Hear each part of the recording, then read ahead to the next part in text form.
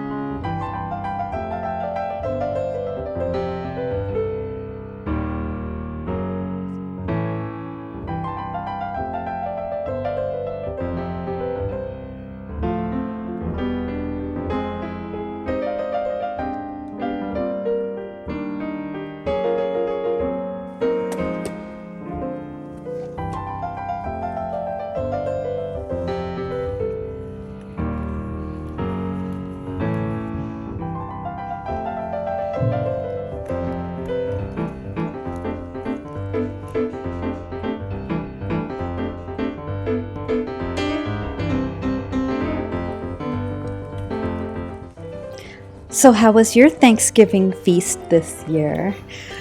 Did you get along with your family members and your in-laws, or did you all part ways this year? I know a lot of us are dealing with this right now.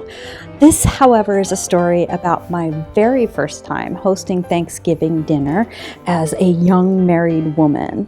I've hosted many Thanksgiving feasts in the past. This is the story about the first time that I ever held Thanksgiving dinner for my in-laws.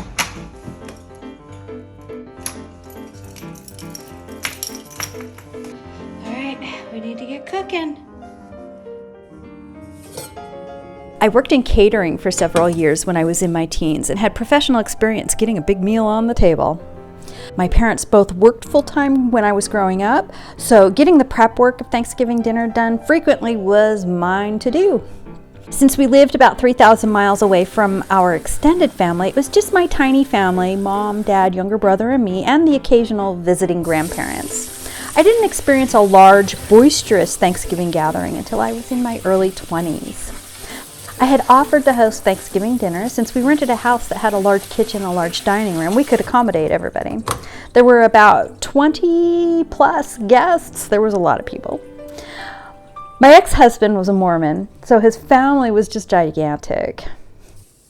At this time in my life, I was working at a bridal shop in the tuxedo rental department, so I had a lot of free time over the holidays. Our busy season in bridal started in mid-January and went through early October, basically the opposite of what most retail workers experience. If you've ever worked in catering, you know that a relatively small number of people can pull off a huge event if planned correctly. 3 servers for 100 guests wasn't unheard of. I had the help of my mother, too. She was single at the time, and my younger brother was enlisted in the Navy and was out to sea during this holiday season. So it was just her and I representing that side of the family. My mother wasn't a good cook, but she was great at taking direction, and that's the best help I could have ever hoped for. My mother-in-law was particularly concerned that I wasn't up for the job of putting on a spread for such a large group. It got annoying after a while listening to her quote-unquote suggestions and voicing her concerns that I was going to need more help than just my mother, my husband, and I. The comments leading up to Thanksgiving from my ex's side of the family was pretty much non-stop. I knew the gossip was that my mother-in-law had a turkey in reserve just in case it turned out I was unable to meet my obligations to my guests.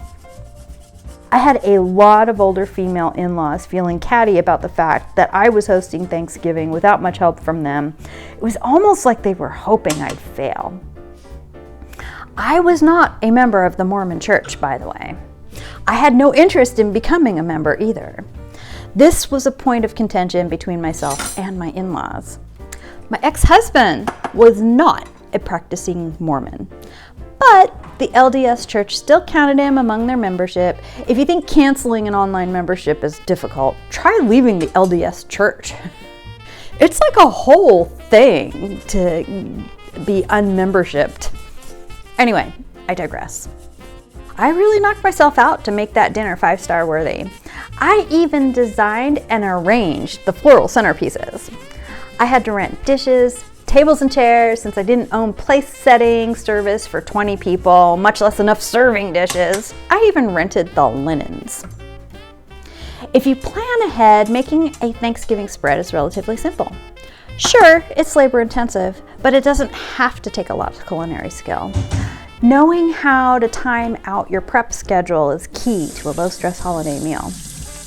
My own mother came over in the morning to help put the meal together. My husband helped with the rental items. With just the 3 of us, we managed to get everything done in a timely manner. My mother-in-law arrived an hour early, which I had expected because she had already called me several times to check to see if all she needed to bring was the dessert. I knew I was going to be scrutinized by my newly minted female relatives, not only by my sisters-in-law, mother-in-law, and by my husband's grandmother as well. I'm pretty sure this was a uniquely female situation, as men, even today, and especially not 30 years ago, weren't really expected to pitch in to help with Thanksgiving dinner, especially in Mormon families. What my in-laws expected to see when they arrived was a huge pile of dirty dishes, me looking a mess with my hair up in a scrunchie, grease on my forehead, possibly in tears. What they actually saw when they arrived was a well-put-together woman dressed for the holiday. I was the picture-perfect TV hostess, greeting and serving her guests with grace. I overheard one of my sisters-in-law whispering to her husband that she thought I must have had the meal catered. That is, until she wandered into my kitchen. It was obvious everything was home-cooked. After everything was over and my guests departed, my mother-in-law and grandmother-in-law both confessed that they thought that I was in over my head and had mentally prepared themselves for a disaster. I was a city slicker, employed full-time, modern woman. They assumed that I was useless in the kitchen. I disabused them of their assumptions. This brought up another problem with my in-laws after this event. When they realized that I had housewife skills, they began pushing for grandchildren and pushing that I join the church. I was born into the Methodist Church. I had been christened and confirmed in the Methodist Church. My ex-husband and I had been married in the Methodist Church. Yeah, I wasn't switching to some weird religion that forbids drinking coffee. That wasn't happening. I don't know how other people do interfaith marriages, but in my experience, they are hard. Hence the ex part of the ex-husband. So how was your Thanksgiving holiday this year? Do you need to vent about your stupid in-laws? You can tell me about it in the comments below. I'm gonna get this turkey into the oven. That's the star of the show, right? And I think I'm gonna end this vlog here. I hope everybody had a wonderful Thanksgiving, no matter how you celebrate. I hope everything went great for you this year. And I hope you didn't put on too many pounds, but if you did, I hope it was also worth it. Anyway, thank you so much for watching. My name is Ms. Jen Exodus. If you enjoyed this video, please hit the like or subscribe button or leave a comment below. Thanks so much. I'll see you next time. Bye-bye.